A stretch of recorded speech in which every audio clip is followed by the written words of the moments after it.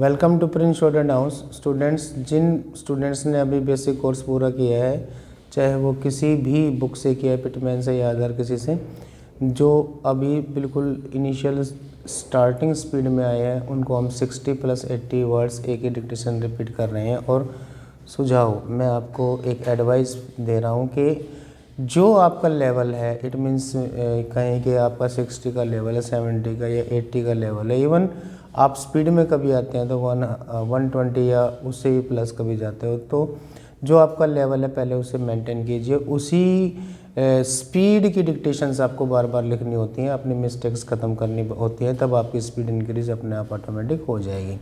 तो हम 60 words a minute then repeat 80 words a minute start कर रहे हैं। 441 sir Kailash Chandra back. Be ready, start.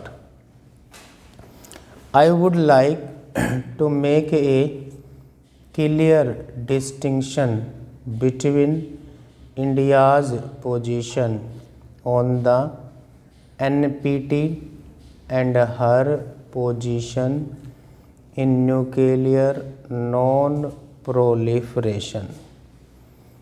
India has always been against the proliferation of nuclear weapons, and her record in this regard is second to none.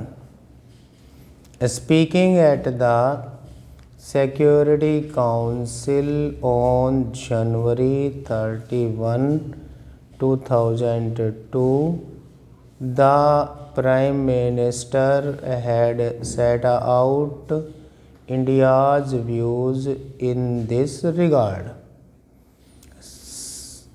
He recalled the action plan for disarmament put forward at the third special session on disarmament in 1998 by the late Prime Minister Rajiv Gandhi, which sought to eliminate all weapons of mass destruction in stages, eventually leading to a nuclear weapon-free and non-violent world. The Prime Minister, in fact, at the meeting which I have mentioned, advocated advancing this time frame to the year 2000. The House is aware that on the issue of signing the NPT, India has been under pressure from the erstwhile Soviet Union. We have consistently taken a principled stand to the effect that while the treaty is discriminatory, what is needed is total and complete nuclear disarmament brought about by balanced, simultaneous, comprehensive and time-bound measure on the lines advocated by India's action plan presented at the third special session of the UN on disarmament in 1998. The copies of this plan, sir, are available in the Parliament Library. As the House is aware, at that point of time, it was also laid on the table. The Prime Minister has elaborated India's stand on all occasions when the matter was raised, both in multilateral meetings and bilateral talks. Honorable members had also referred to the 5-power conference proposal put forward by the United States to discuss security issues including nuclear non-proliferation in South Asia. During his meeting with President Bush in New York on January 31, 2002, the Prime Minister detailed government's position on this. The Prime Minister told President Bush that India was concerned about uncontrolled proliferation of nuclear weapons and did not see how this new phenomenon could be stopped merely by measures of policing.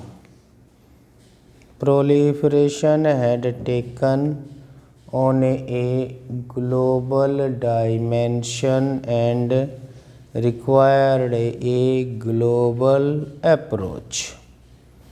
India was prepared to talk to the US on non-proliferation, but given the practical situation and ground realities, India had to consider on how to deal with the problem. This reality could hardly be dealt with in a meeting of 5 states.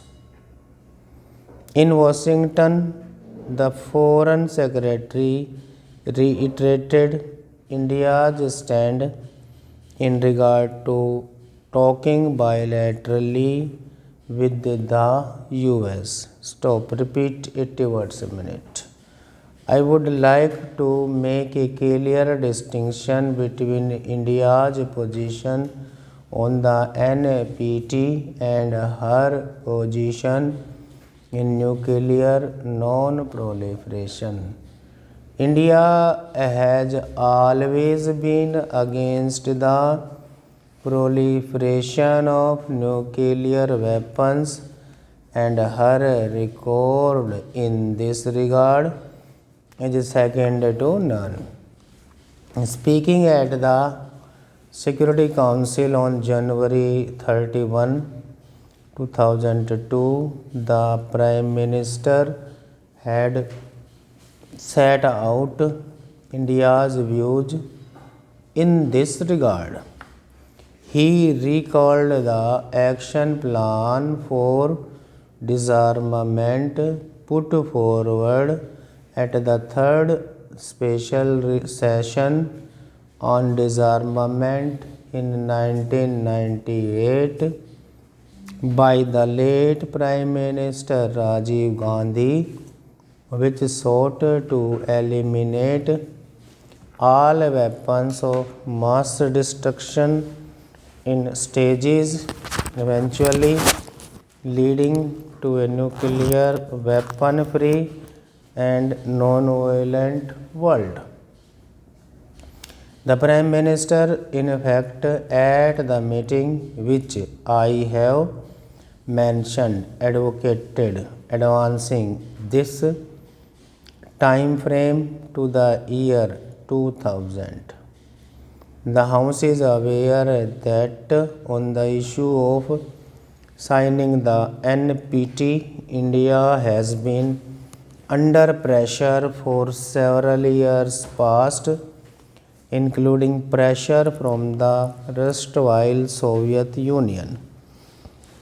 We have consistently taken a principled stand to the effect that while the treaty is discriminatory, what is needed is total and complete nuclear disarmament brought about by balanced, simultaneous, comprehensive and time-bound measures on the lines advocated by India's action plan presented at the third special session of the UN on disarmament in 1998.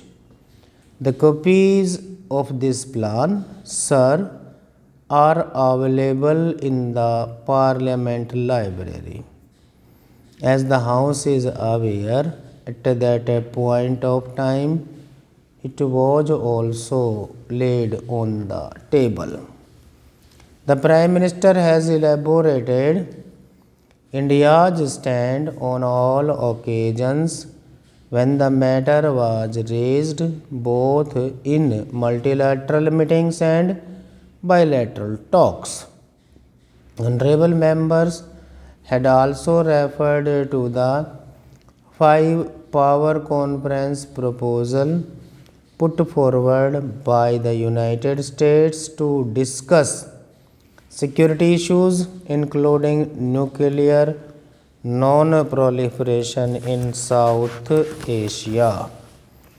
During his meeting with President Bush in New York on January 31, 2002, the Prime Minister detailed government's position on this. The Prime Minister told President Bush that India was concerned about uncontrolled proliferation of nuclear weapons and did not see how this new phenomenon could be stopped merely by measures of policing. Proliferation had taken on a global dimension and required a global approach. India was prepared to talk to the US on non-proliferation, but given the practical situation and ground realities, India had to consider on how to deal with the problem. This reality could hardly be dealt with in a meeting of 5 states. In Washington, the Foreign Secretary reiterated India's stand in regard to talking bilaterally with the US. Stop.